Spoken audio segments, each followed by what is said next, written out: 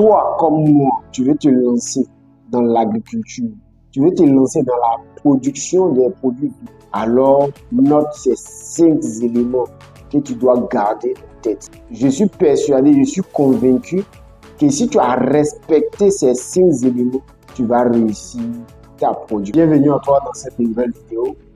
Si c'est la première fois que tu me découvres, je suis Joël Sier. Sur cette chaîne, je te parle de la gestion financière, car je suis convaincu que c'est par cette thématique-là que toute personne qui veut s'en sortir financièrement dans ses activités ou dans la gestion de ses finances personnelles pourra aller de l'avant. Alors, si ce sont les thématiques qui t'intéressent, n'hésite pas à t'abonner à cette chaîne, car nous partageons ici des contenus de qualité, des expériences réelles, des expériences qui ont été vécues par des personnes qui ont marqué ce monde. Alors, n'hésite pas à t'abonner. Alors, je tiens à remercier avant cette vidéo d'aujourd'hui, à remercier les nouveaux abonnés, à remercier aussi ceux qui sont là avec nous depuis fort longtemps, car c'est grâce à vous que nous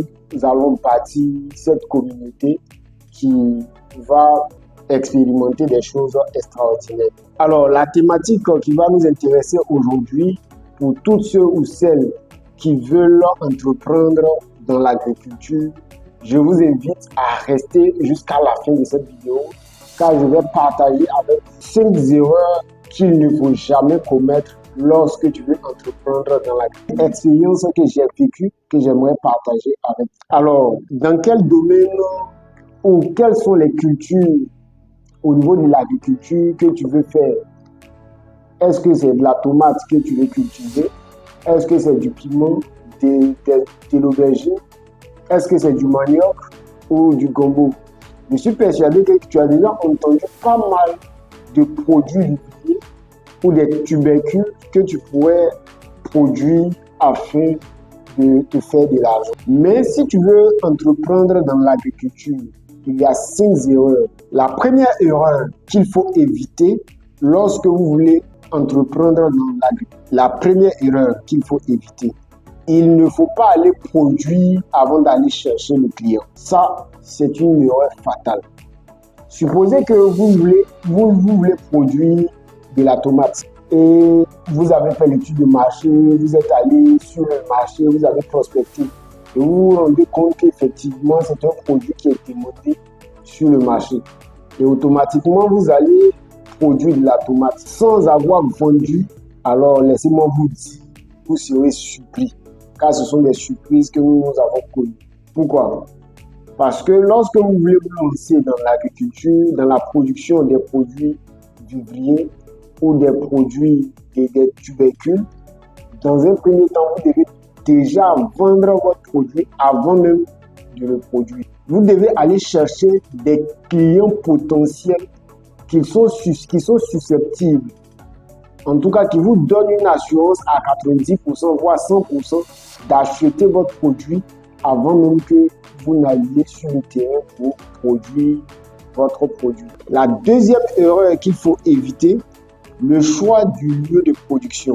Le choix du lieu de production. Lorsque vous êtes un salarié, si c'est vous-même vous engagez pleinement dans la production de ces produits ou de ces produits agricoles, il n'y a pas trop d'inconvénients à ce niveau. Si vous êtes à temps plein, c'est-à-dire vous-même pouvez être en permanence sur le terrain, à ce niveau, il n'y a pas vraiment de problème.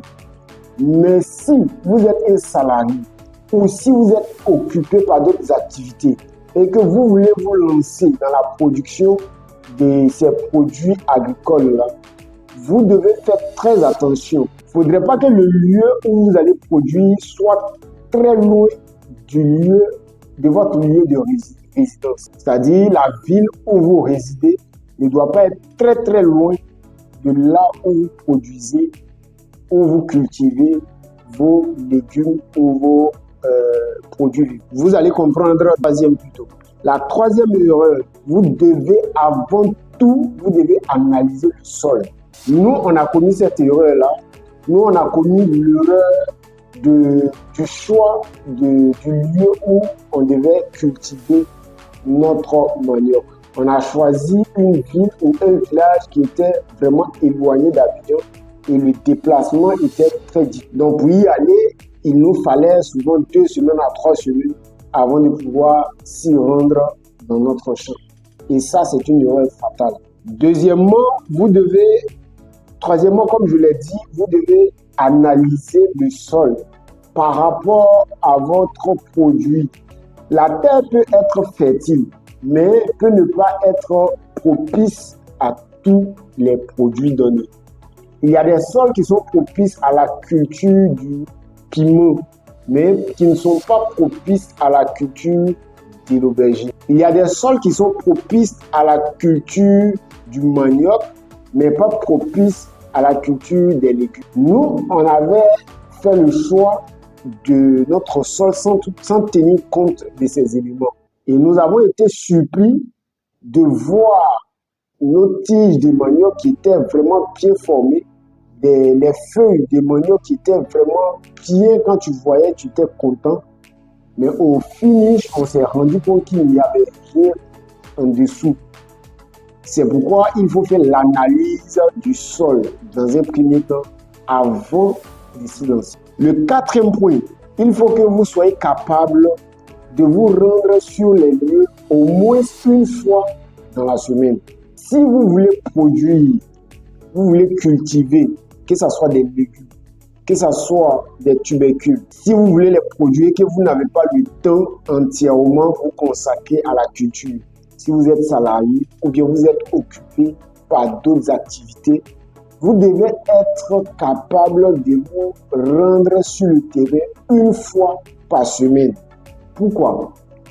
Parce que la personne ou les personnes à qui vous confiez votre champ ne se préoccupent pas autant que vous. Alors que dans la culture ou dans l'agriculture, lorsque vous n'êtes pas en permanence dans le champ est exposé à tout ce qui pourrait être des maladies ou même des oiseaux, que ce soit des animaux de tout genre, lorsqu'il y a l'absence d'une personne. Donc, il est très important de pouvoir s'y rendre une fois dans la semaine. C'est pourquoi dans le 2e point, j'ai parlé de la distance, c'est-à-dire du lieu où vous cultivez votre produit et le lieu où vous résidez. Parce que si c'est très loin, ce n'est pas évident que chaque semaine, vous puissiez vous y rendre chaque semaine.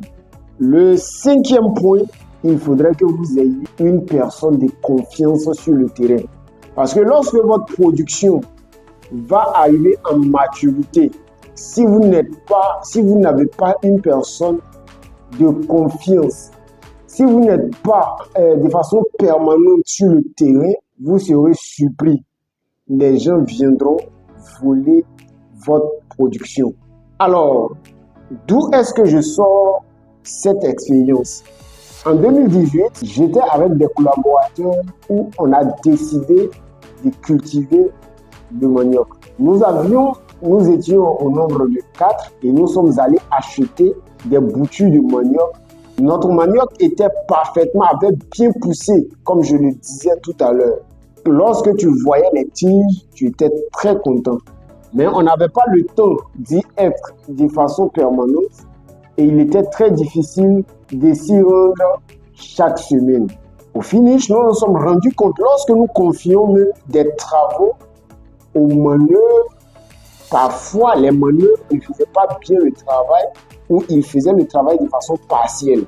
Troisièmement, lorsque notre manioc est arrivé en maturité, des individus partaient dans le champ à notre insu et enlevaient les tubercules. Et comme vous le savez, le manioc, c'est une plante qui ne meurt pas comme ça. Donc, lorsqu'ils enlèvent les tubercules, ils reposent la tige. Et lorsque tu arrives dans le champ, tu ne peux jamais savoir que sur cette tige-là, les tubercules ont été déjà enlevés. Et ce qui a été catastrophique, c'est que avant de s'y lancer, nous sommes passés chez plusieurs commerçants, des producteurs d'attiqués, une usine d'attiqués, et qui était prête pour nous. Malheureusement, lorsque notre production est arrivée à terme, il était difficile pour nous d'écouler notre produit. Parce que lorsqu'on arrivait sur le terrain, c'est là qu'on se rendait compte que les boutures qu'on a utilisées n'étaient pas des boutures qui étaient propices à la fabrication de la ticket, mais qu'on pourrait prendre pour faire du placali, pour nous amener à revoir le prix de notre production. À la fin, nous avons pu vendre notre production, mais pour vous dire que ça n'a pas été dur. Nous avons commis des erreurs et ça a fait que pour cette première production, ça a été difficile pour nous. Merci d'avoir regardé cette vidéo. Pour celui ou celle qui la toute première fois, alors tu n'as qu'à faire une seule petite chose, un seul geste. Tu appuies juste sur le bouton qui est juste sur ton écran, s'abonner, et tu t'abonnes à cette communauté. Et n'oublie pas d'activer la cloche de notification afin de ne rien manquer de nos prochaines publications. Sur cette chaîne, nous partageons des expériences. Et comme toi, comme moi, cette chaîne, c'est une chaîne à tous. C'est pas ma chaîne, mais c'est la chaîne de tous. Et si vous avez des expériences que vous voulez partager avec nous, je vous invite à me le dire en commentaire et aider toute cette communauté. Alors, n'hésite pas à me dire en commentaire qu'est-ce que tu as déjà vécu comme étant une belle expérience en termes d'entrepreneuriat dans l'agriculture. Et si tu as d'autres préoccupations, n'hésite pas à nous les dire en commentaire et on se dit à très bientôt pour une nouvelle vidéo. Merci.